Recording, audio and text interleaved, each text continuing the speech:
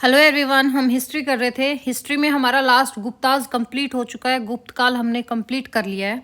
आज हम next start करते हैं पुष्यभूति वंश।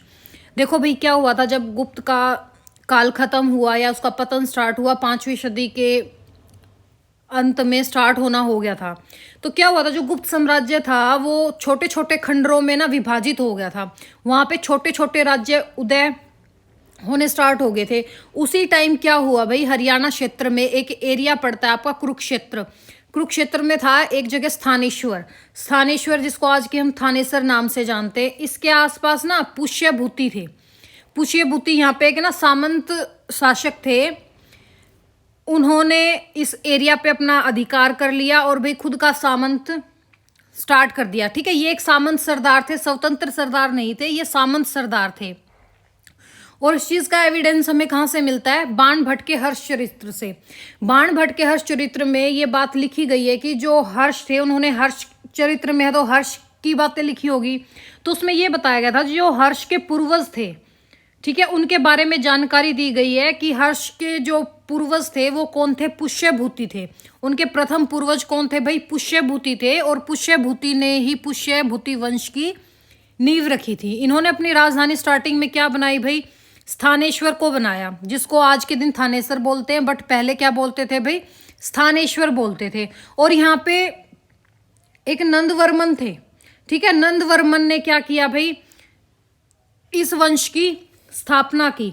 नंदवर्धन को क्या स्थापना तो पुष्यभूति ने की थी, लेकिन भाई जो नंदवर्धन थे, ये नंदवर्धन के लिए बोला जाता है कि ये यहाँ के पहले शासक थे, पर इनका कोई ऐसा है ना जिक्र नहीं मिलता। ठीक है, नंदवर्धन का कोई ऐसा खास जिक्र नहीं मिलता। चलो हम साथ के साथ करते चलेंगे। गुप्त साम्राज्य के पतन और उसके स्थान पर किसी अन्य साम्राज्य के न होने से उत्तरी भारत का राजनीतिक विघटन हुआ। ये कब हुआ था भाई? 5वीं शताब्दी के लास्ट में स्टार्ट हो गया था। जैसे छोटे छोटे राज्यों का उदय होना स्टार्ट हो गया। पुष्यभूतियों के साथ कई समान रूप से स्वतंत्र शक्तियां, जैसे आपका जो कौशल है, कन्याकुब्ज है। कन्याकुब्ज भाई जो आज का आपका कन्नौज एरिया है ना,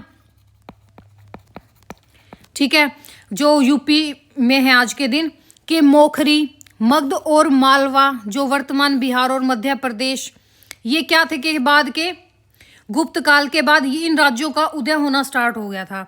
अन्य राज्यों में जैसे ओडिशा, बंगाल, असम के राज्यों में स्थापित राज्य शामिल थे। 7वीं शताब्दी में राजा शशांक, जो लगभग 6वीं शताब्दी यानी कि 637 ईस्वी के अधीन गौड़ साम्राज्य भी उस टाइम अस्तित्व में आया था भाई। ठीक है, गौड़ साम्राज्य भी क्या था उस टाइम अस्तित्व में आया था, जिसमें बंगाल का उत्तरी और यही थे ना वो शशांक राज्य, जो भाई उन्होंने फिर इनके बच्चों की आपस में होती है, ग्रहवर्मा को मार देते हैं शशांक, फिर भाई ये इनको मार देते हैं, ऐसे चलता है राज्यवर्धन। चलो हम आगे करते चलेंगे। वो तो गौड़ साम्राज्य अस्तित्व में आया, जो कहाँ था भाई? बंगाल के उत्तर और पश्चिमी भाग में शामिल था। पुष्यभूति वंश ने मूल रूप से अपनी राजधानी थानेश्वर जो कहाँ पर है भाई? हरियाणा में के आसपास एक छोटे से क्षेत्र में इन्होंने ये शामिल किया। पुष्यभूति वंश की स्थापना 6वीं शताब्दी और साथ ही 7वीं शताब्दी के उत्तर भारत में हुई थी। भारत में पुष्यभूति राजवंश को उस समय भारत का बेहद मूल्यवान माना जाता है, क्योंकि भाई हर्ष आ गए थे। जैसे हर्ष का है ना जन्म तो 596 के आसपास हुआ, लेकिन वो गद्दी पर 604 के आसपास बैठे थे। 604 के आसपास, हाँ मतलब कुछ ऐसे ही बैठे थे, छोटी एज में बैठ गए थे, 11 12 13 साल की एज में। राजवंश की स्थापना नंदवर्धन भी बोल देते हैं और इनको नरवर्धन भी बोल देते हैं। नंद तो मत बोलना, नरी है, नामक पहले शासक के साथ हुई। देखो भाई कैसे चला था। नरवर्धन इनका पहला शासक था, ठीक है। नरवर्धन कौन थे भाई? इनके पहले शासक थे जिन्होंने इसकी नींव रखी पुष्यभूति वंश की। और होता क्या है, नरवर्धन की रानी है, नरवर्धन की जो पत्नी थी या उनकी जो रानी थी उसका नाम क्या था? वजीरनी। क्या था भाई? वजीरनी। इन दोनों से कौन पैदा होता है? इन दोनों का बेटा कौन होता है भाई? राज्यवर्धन प्रथम। कौन होता है? राज्यवर्धन प्रथम। ठीक है, फिर जो राज्यवर्धन की पत्नी थी, राज्यवर्धन की पत्नी का नाम क्या था भाई? अप्सरो देवी। अप्सरो देवी इनकी पत्नी थी। इनसे कौन पैदा होते हैं भाई? आदित्यवर्धन। इनसे कौन होते हैं भाई? आदित्यवर्धन। फिर आदित्यवर्धन ने क्या किया भाई? गुप्त शासक थे जो गुप्त वंश की एक राजकुमारी से शादी की जिनका नाम था महासेन गुप्त।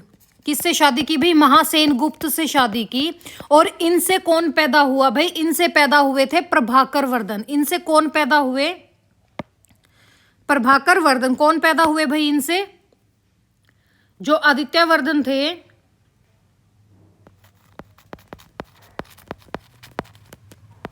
आदित्यवर्धन की शादी किससे होती है? गुप्त राजकुमारी से होती है, महासेन गुप्त से। इनसे कौन पैदा होता है भाई? प्रभाकर वर्धन। ठीक है। और जो अब से इनसे पहले जो शासक थे, कौन कौन शासक थे? जैसे भाई पुष्यभूति आए, एक बार मैं साइड में लिख देती हूँ इनके बारे में। पुष्यभूति, जिन्होंने पुष्यभूति वंश की वो रखी थी, ये आए थे 500 के आसपास आए थे भाई। फिर इनके बाद नरवर्धन आए थे। नरवर्धन का शासनकाल चलता है 500 से 525 ईस्वी तक। ठीक है भाई। नरवर्धन का बेटा कौन था? राज्यवर्धन। कौन थे? राज्यवर्धन प्रथम थे। ठीक है। इनका शासन चलता है 525 से लेके 555 ईस्वी तक। फिर इनके बाद राज्यवर्धन का बेटा कौन था? आदित्यवर्धन। ठीक है। आदित्यवर्धन का चला था भाई 555 ईस्वी से लेके 580 ईस्वी तक। फिर आदित्यवर्धन का बेटा कौन था? जो महासेन गुप्त इनकी पत्नी थी, इनके बेटे थे भाई प्रभाकर वर्धन। ठीक है। जो ये प्रभाकर वर्धन थे, ये जितने ये 4 शासक हुए हैं, ये थे सामंत सरदार। और प्रभाकर वर्धन ने खुद को स्वतंत्र सरदार घोषित कर दिया था। ठीक है। स्वतंत्र शासन कब से स्टार्ट हुआ भाई? पुष्यभूति वंश का प्रभाकर वर्धन के टाइम से हुआ। और जो प्रभाकर वर्धन था, इसकी रानी का नाम था यशोमती। इनकी रानी का क्या नाम था भाई? यशोमती। इनसे 3 बच्चे हुए। कौन कौन हुए भाई? एक तो राज्यवर्धन हुए। राज्यवर्धन, इनको आप द्वितीय भी कह सकते हो। ठीक है। एक हर्षवर्धन हुए और एक थी इनकी बेटी जिसका नाम था राज्यश्री। क्या नाम था भाई? राज्यश्री। ठीक है। ठीक है भाई। और पहले स्वतंत्र सरदार कौन थे? प्रभाकर वर्धन। जो ये प्रभाकर वर्धन है, इन्होंने कौन कौन सी उपाधि धारण की थी भाई? इन्होंने उपाधि धारण करी थी परम भट्टाकर, महाराजा धीराज। वैसे मैं हरियाणा जीके में आपको पुष्यभूति वंश बहुत अच्छे से डिटेल में करवा चुकी हूँ। तो आज हम इंडियन जीके के हिसाब से कर रहे हैं, इंडियन हिस्ट्री के हिसाब से, लेकिन हरियाणा हिस्ट्री में भी इसको मैंने बहुत डीपली करवाया भाई। वहाँ जाके भी जरूर देखना, कुछ इससे भी एडवांस मिलेगा वहाँ पे। ठीक है। इन्होंने कौन सी राजधानी, इन कौन सी उपाधि ली भी? एक तो परम भट्टाकर की उपाधि ली थी, एक महाराजा धीराज की उपाधि ली थी। जो प्रभाकर वर्धन है ना, इन्होंने अपनी बेटी जो राजश्री है ना, राजश्री की शादी कर दी थी कन्नौज एरिया में, जो मोखरी वंश था उस टाइम। ठीक है। मोखरी वंश के जो राजकुमार थे कौन थे? ग्रहवर्मन। ग्रहवर्मन से इन्होंने अपनी बेटी की शादी कर दी। इसके बाद से भाई इनका चीजें स्टार्ट हुई कि कैसे लड़ाइयाँ हुई हैं। ठीक है। जैसे जो आपका मालवा नरेश था, देवगुप्त थे, गौड़ शासक शशांक थे। तो क्या हुआ भाई, जो मालवा नरेश देवगुप्त थे, इन्होंने ना, ये मोखरी वंश के दुश्मन थे। तो अब ये किनके भी दुश्मन हो गए थे? प्रभाकर वर्धन के भी दुश्मन हो गए थे। तो जो ये देवगुप्त है, ये ग्रहवर्मन को मार देता है। ठीक है। ये ग्रहवर्मन को मार देता है। तो भाई अब जो राज्यवर्धन सेकंड हैं, जो राजश्री के भाई हैं, इनको तो गुस्सा उठेगा भाई, इनकी बहन को मार दिया। और फिर वहां से राजश्री भी थी, वो भाई सती होने के लिए चली गई थी। तो राज्यवर्धन ने क्या किया भाई? देवगुप्त को मार दिया। अब देवगुप्त का जो दोस्त था, बहुत परम मित्र था, वो था आपका गौड़ शासक, जो आपका बंगाल एरिया था, वहां पे शशांक था। शशांक ने क्या किया भाई? राज्यवर्धन को बुलाया कि आओ मेरी बेटी से शादी कर लो। और राज्यवर्धन को ना धक्के से, मतलब जहर वगैरह दे के खाने के टाइम पे धोखे से मार दिया था। उसके बाद हर्षवर्धन गद्दी पे बैठता है। तो चलो ये स्टोरी है ना, मैंने आपको वहाँ पे बता रखी है, आप वहाँ जाके देखना, हरियाणा जीके में प्लेलिस्ट में आपको मिल जाएगा इन स्टोरी का। हम आज नोट्स करते हैं, ठीक है भाई। इतनी स्टोरी आपको समझ में आ गई होगी, आई होप। राजवंश की स्थापना नरवर्धन नामक पहले शासक के साथ हुई। राज्यवर्धन प्रथम प्रभाकर वर्धन का, राज्यवर्धन सेकंड थे, वो कौन थे? प्रभाकर वर्धन का पुत्र था। और जो प्रभाकर वर्धन था ये क्या था भाई? पहला पुष्यभूति वंश का स्वतंत्र शासक था। उसने पुष्यभूति वंश का उल्लेखनीय राजा माना जाता है। किनको? प्रभाकर वर्धन को। राजा पुष्यभूति वंश का चौथा शासक था। कौन था भाई? प्रभाकर वर्धन। इनसे पहले कौन कौन आगे थे? जैसे प्रभाकर वर्धन के फादर थे आदित्यवर्धन। आदित्यवर्धन के पिता कौन थे? राज्यवर्धन प्रथम। और राज्यवर्धन के पिता कौन थे भाई? पुष्यभूति वर्धन। हर्षवर्धन को पुष्यभूति वंश का अंतिम शासक माना जाता है और अंतिम हिंदू शासक भी यही थे भाई। राजवंश को हर्षवर्धन नामक राजा के हाथों भी उत्तराधिकारी बनाया गया था। राज्यवर्धन का छोटा भाई था कौन? हर्षवर्धन। और हर्षवर्धन से छोटी कौन थी भाई? राजश्री। पुष्यभूति राजवंश की राजधानी क्या थी भाई? स्थानेश्वर, यानी कि जो आज का आपका थानेसर एरिया है, जिसमें उत्तरी भारत के कान्याकुब्ज जो आपका कन्नौज एरिया है ये भी शामिल था। पहले इनकी राजधानी क्या थी भाई? स्थानेश्वर थी। लेकिन हर्षवर्धन ने क्या किया भाई? जब हर्षवर्धन का शासन स्टार्ट हुआ तो हर्षवर्धन ने अपनी राजधानी किसको बना दिया था? कन्नौज को। रीजन क्या था कि जो कन्नौज का राजकुमार था, मोखरी वंश था, वहां पे उनसे किनकी शादी हुई थी? राजश्री की शादी हुई थी। तो यहाँ पे किन्होंने कब्जा कर लिया था भाई? इन्होंने, देवगुप्त और गोडों ने कर लिया था। तो इनको मार मूर के फिर इन्होंने अपने कन्नौज को वापस कब्जाया और कन्नौज पे अपनी राजधानी बना दी। इस राजवंश में मधुबन प्लेटें सोनीपत प्लेटों के साथ साथ हर्ष प्लेटों का भी अधिकता में बोलती है। पुष्यभूति वंश का साम्राज्य भारतीय क्षेत्र और उत्तरी पश्चिमी भागों को कवर करता है। राज्य पुष्यभूति द्वारा स्थापित इसका सबसे प्रसिद्ध शासक कौन था भाई? हर्षवर्धन था, क्योंकि राज्यवर्धन द्वितीय काफी कम टाइम के लिए रहे थे। हर्ष के शासनकाल में महत्वपूर्ण सांस्कृतिक और आर्थिक विकास हुआ। बौद्ध धर्म और साहित्य के प्रसार को बढ़ावा दिया। वैसे ये शिव भक्त थे भाई जो हर्षवर्धन थे, पर इन्होंने बौद्ध धर्म बाद में अपनाया था। हर्षवर्धन की मृत्यु के बाद राजवंश का पतन स्टार्ट हो गया, जिससे अंततः भारतीय उपमहाद्वीपीय क्षेत्रीय शक्तियों का उदय हुआ। वर्धन राजवंश कहाँ था भाई? गंगा क्षेत्र में गुप्त साम्राज्य के उत्तराधिकारी बने। ठीक है। प्रभाकर वर्धन को प्रतापशिला के नाम से भी जाना जाता है। किस नाम से जाना जाता है भाई? इनका अन्य नाम क्या था? प्रभाकर वर्धन का प्रतापशिला। इन्होंने कौन कौन सी उपाधि धारण की थी? एक तो परम भट्टाकर की और एक महाराजा धीराज की। उन्हें इस राजवंश का संस्थापक माना जाता है। किसको? प्रभाकर वर्धन को, क्योंकि प्रभाकर वर्धन क्या था भाई? एक स्वतंत्र सरदार था। ठीक है। और जो इससे पहले थे वो सामंत थे। उन्होंने उत्तर भारत के उत्तरी भाग में अपना शासन स्थापित किया। उन्होंने कई शत्रुओं से संघर्ष कर अपने राज्य का विस्तार किया, जैसे हुणों ने भी इनके टाइम पे आक्रमण किया था भाई। और महाराजा धीराज की उपाधि धारण की। और दूसरी कौन सी थी भाई? परम भट्टाकर की। ठीक है। शिलालेखों के अनुसार पुष्यभूति और प्रभाकर वर्धन के साथ साथ नरवर्धन, राज्यवर्धन और आदित्यवर्धन जैसे कई मान्यता प्राप्त राजा थे। ठीक है। जैसे नरवर्धन की पत्नी कौन थी भाई? नरवर्धन की पत्नी थी आपकी, क्या नाम था? अभी बताया था मैंने,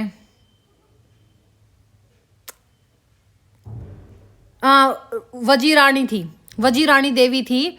उनसे पैदा होते हैं भाई आपके राज्यवर्धन प्रथम। फिर राज्यवर्धन की पत्नी का नाम था अप्सरो देवी। उनसे पैदा होते हैं आदित्यवर्धन। और आदित्यवर्धन की शादी होती है फिर भाई किससे? गुप्त वंश की राजकुमारी महासेन गुप्त से। उनसे पैदा होते हैं प्रभाकर वर्धन। प्रभाकर वर्धन की पत्नी का नाम था यशोमती, जिनसे 3 बच्चे पैदा हुए, राज्यवर्धन, हर्षवर्धन और राजश्री। ठीक है भाई। जिन्होंने, जैसे कई मान्यता प्राप्त राजा थे जिन्होंने प्रभाकर वर्धन से पहले शासन किया था। किन किन्हों ने किया था भाई? नरवर्धन, राज्यवर्धन, आदित्यवर्धन और पुष्यभूति। ये लगभग 500 से 580 ईसा पूर्व के शासन काल के दौरान हुणों, शाही गुप्तों, फिर मोखरियों के सामंत थे। ठीक है भाई। हर्ष के शासन के तहत ईशा पूर्व नहीं आएगा भाई, ईशा ही आएगा। ठीक है, ईशा आएगा।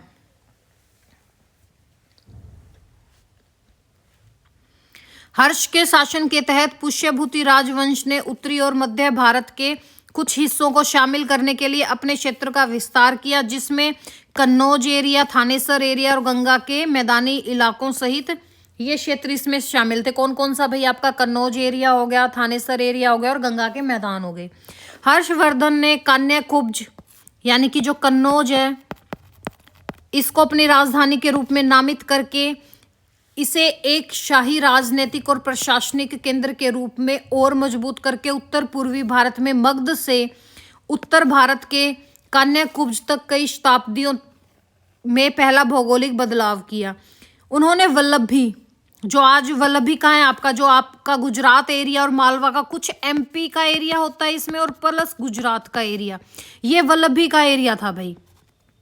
ठीक है, ये किसका एरिया था भाई? वल्लभी का एरिया था। ठीक है, जो वर्तमान उत्तरी गुजरात है और मालवा का हिस्सा है। ये राजस्थान कर लो, एमपी कर लो, पहले ये सारा सा कुछ एरिया ऐसे मिलता जुलता था भाई। सिंध और मगध जो वर्तमान बिहार है, वर्तमान उड़ीसा के पूर्वी राज्यों के खिलाफ लड़ाई लड़ी। जैसे ना भाई जो शशांक था ये भाग के कहाँ चला जाता था भाई? ओडिशा के राजा के पास चला जाता था। इस वजह से ये ओडिशा पे भी इन्होंने अटैक किया था। ठीक है, उनके सबसे मजबूत प्रतिद्वंदी कौन थे? राजा पुलकेशिन द्वितीय थे, जिन्होंने इनको हरा दिया था भाई हर्षवर्धन को। ठीक है, 609 से 642 ईस्वी तक किसका शासन रहा था? पुलकेशिन द्वितीय का। ये गुजरात के थे।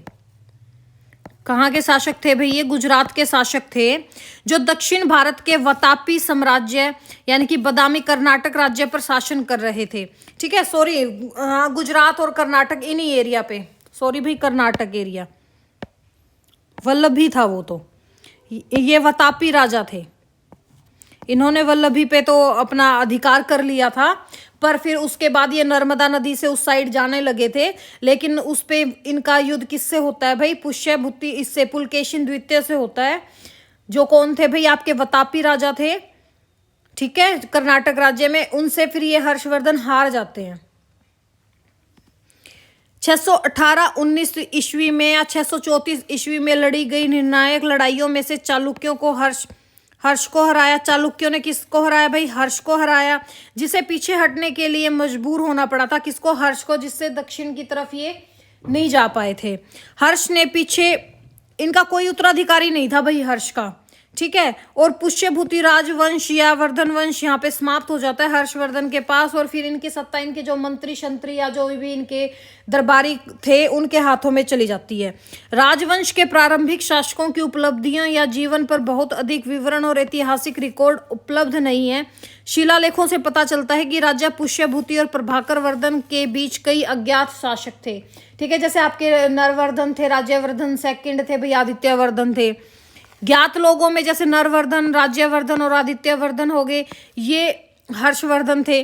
जो प्रभाकर वर्धन से पहले थे, हर्षवर्धन नहीं थे भाई, हर्षवर्धन नहीं थे, हर्षवर्धन आए थे, प्रभाकर वर्धन के बेटे थे।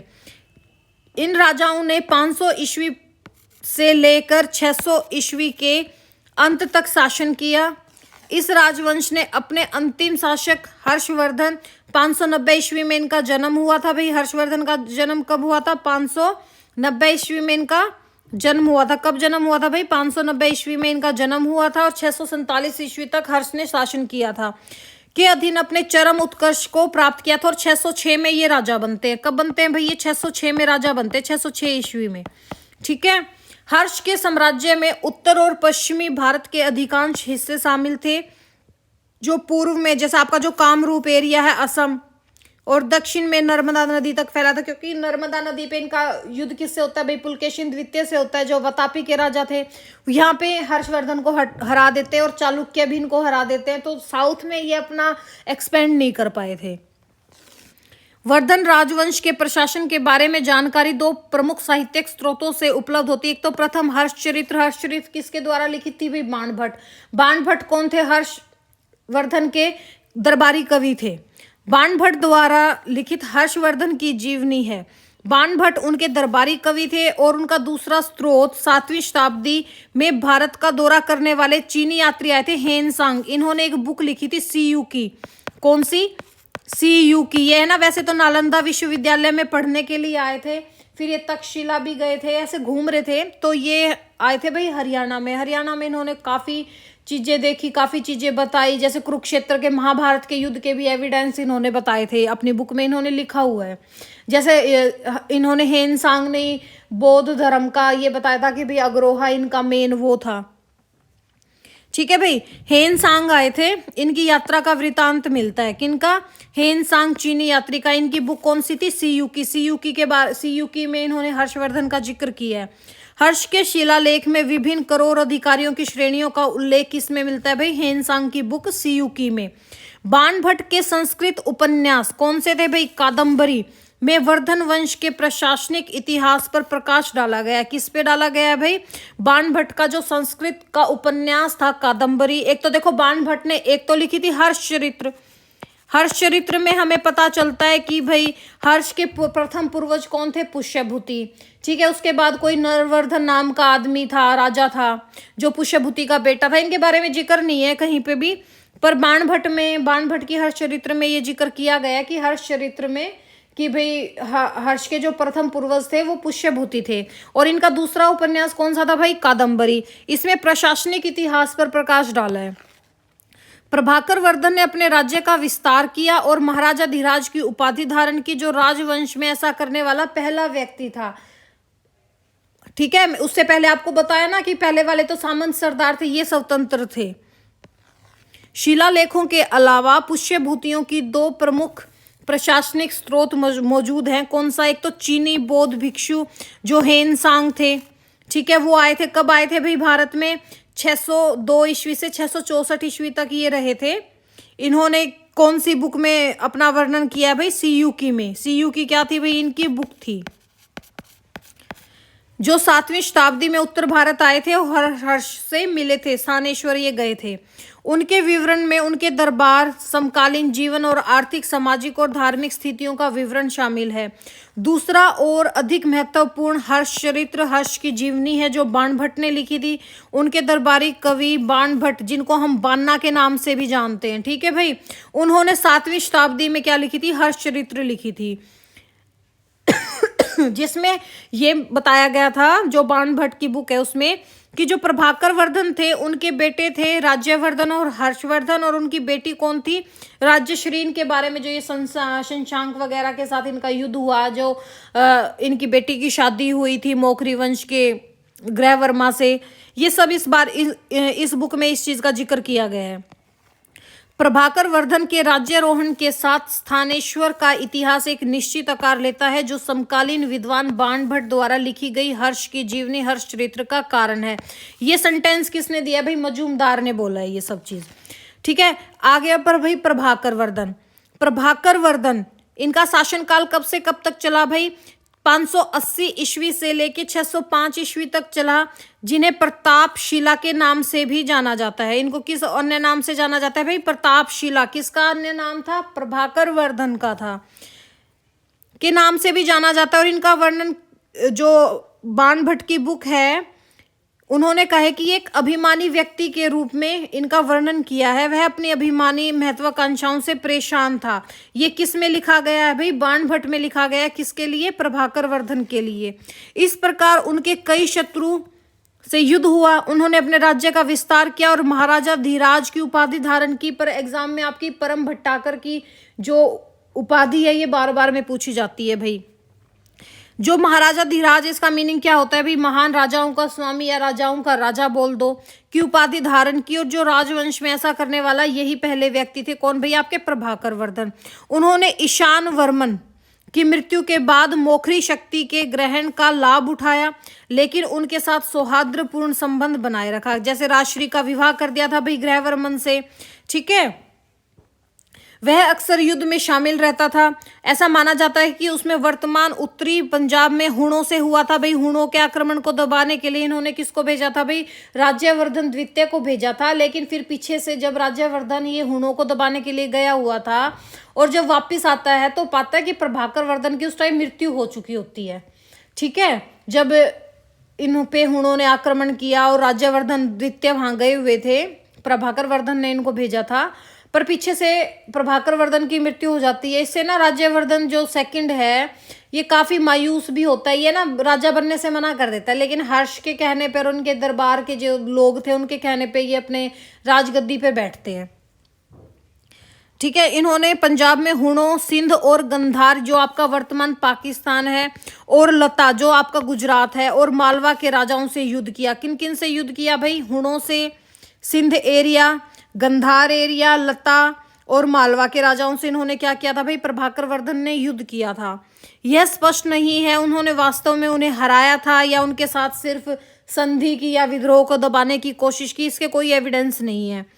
लेकिन भाई वैसे रक्षात्मक युद्ध भी कह सकते हो, क्योंकि उन्होंने आक्रमण कर दिया था तो इस चीज के लिए राज्यवर्धन गए थे। ठीक है, उनको दबाने के लिए ही गए थे। ये एक रक्षात्मक भी आप कह सकते हो कि भाई रक्षात्मक युद्ध भी इन्होंने लड़ा। लेकिन उस समय में उसने पुष्य भूतियों को एक शक्तिशाली शक्ति बना दिया था। वह बीमारी से मर गया था। उसके बाद उसका बड़ा बेटा था जो राज्यवर्धन, वो गद्दी पर बैठता है 605 ईस्वी में। ठीक है भाई, 606 ईस्वी में फिर ये जो आपके संशांक थे, संशांक कहाँ के थे? बंगाल के थे भाई। ठीक है, बंगाल के शासक थे संशांक। उन्होंने इनको बुलाया धोखे से और फिर भाई इनको मार दिया था। ठीक है, गौड़ शासक थे जो संशांक, उन्होंने राज्यवर्धन को मार दिया था। फिर 606 ईस्वी में कौन गद्दी पे बैठते हैं? भाई हर्षवर्धन बैठते हैं। उन्होंने अपने पिता के बाद गद्दी संभाली और 605 से 606 ईस्वी तक ही शासन किया। देखो भाई राज्यवर्धन के बारे में पढ़ते हैं अब हम।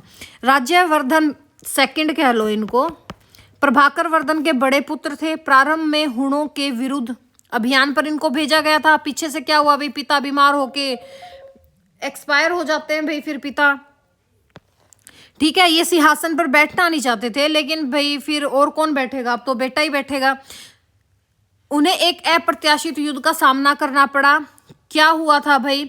जो गुप्तों ने गौड़ों के साथ गठबंधन बनाया था और 606 ईस्वी में कन्नौज पे हमला कर दिया था। जो कन्नौज पर हमला किया, कन्नौज किसकी शादी हो रही थी? इनकी बहन की शादी हो रही थी भाई।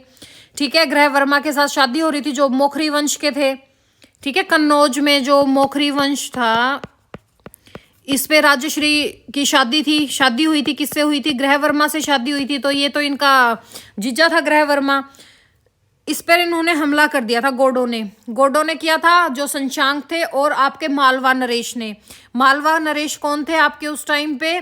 देवगुप्त। ठीक है, मालवा नरेश कौन थे भाई?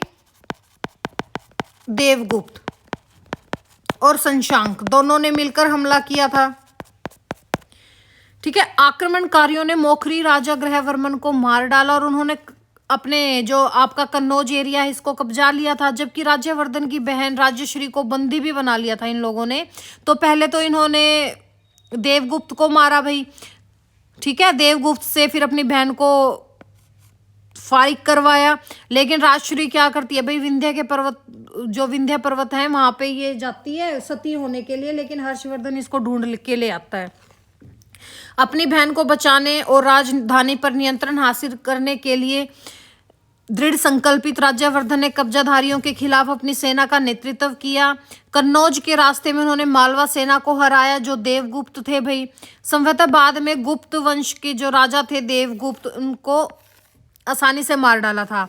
हर्ष चरित्र के अनुसार गौड़ के संशांक जो शासक थे संशांक, गौड़ एरिया कहाँ था भाई? आपका बंगाल का एरिया था ये। ठीक है, ने मदद की पेशकश की, लेकिन इसके बजाय उन्होंने क्या कर दिया भाई? राज्यवर्धन को धोखा दिया और राज्यवर्धन को रात को खाने के टाइम में जहर देके मार दिया था। राज्यवर्धन एक विश्वघाती कृत्य का शिकार हो गए थे। उनकी हत्या उनके ही क्वार्टर में शशांक ने कर दी थी, जिससे उनकी दोस्ती के झूठे इशारों से धोखा दिया और निहत्था और असुरक्षित छोड़ दिया था। इसके बाद हम स्टार्ट हो जाएगा भाई हर्षवर्धन का काल। ठीक है, ये हम करेंगे नेक्स्ट में। हर्षवर्धन चले थे 606 ईस्वी में गद्दी पे बैठे थे और 647 ईस्वी तक ये हम चीज करेंगे। यहाँ सबसे पहले हर्षवर्धन ने क्या किया था भाई, शशांक को मारा था, अपनी बहन को बचा के लाया था। यहाँ से हर्षवर्धन का विजय अभियान स्टार्ट होता है। ठीक है, ये हम करेंगे भाई नेक्स्ट वीडियो में। चलो मिलते हैं नेक्स्ट में।